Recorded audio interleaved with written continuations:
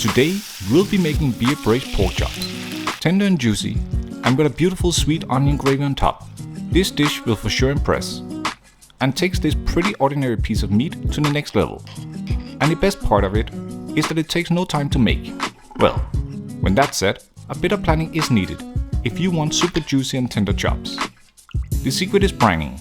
Pork chops are easy to overcook, and brining them ensures that the meat stays moist during the cooking and also loosens protein structures, and therefore will result in a more tender piece of meat. Making the brine is easy. Add water to a pot, sugar, I use cane sugar, but use whatever you got, some salt, and thyme. Heat it up until the sugar and salt has dissolved. Now cool the brine down. Adding some ice cubes will help.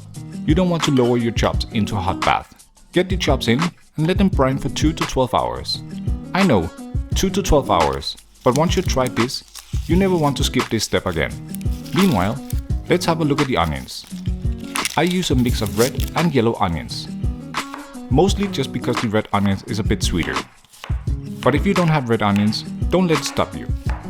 Slice the onions as thinly as you can and set them aside.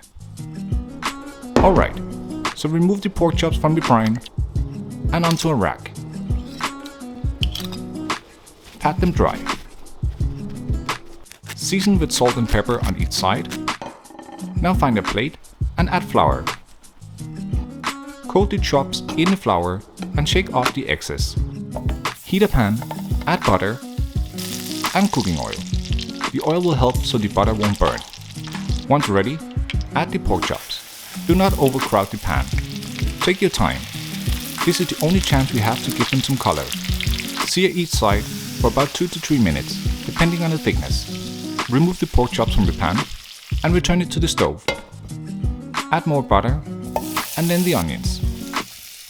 Cook the onions until they are softened. Next up, the beer.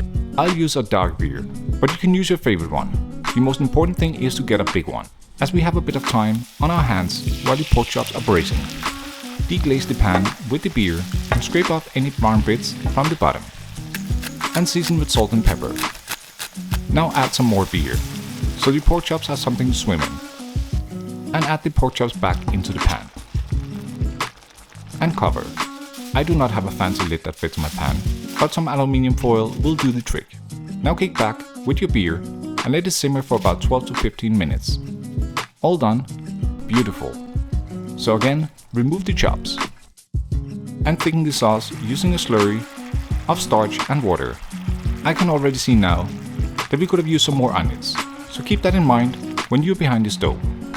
Add a bit of mustard, if possible. There you go. And done. Time to plate it up. So add some mashed potatoes to the plate and a couple of chops on top. Finally, add the gravy. And there you have it, tender and juicy beer braised pork chops. Thank you for watching. I'll see you next time.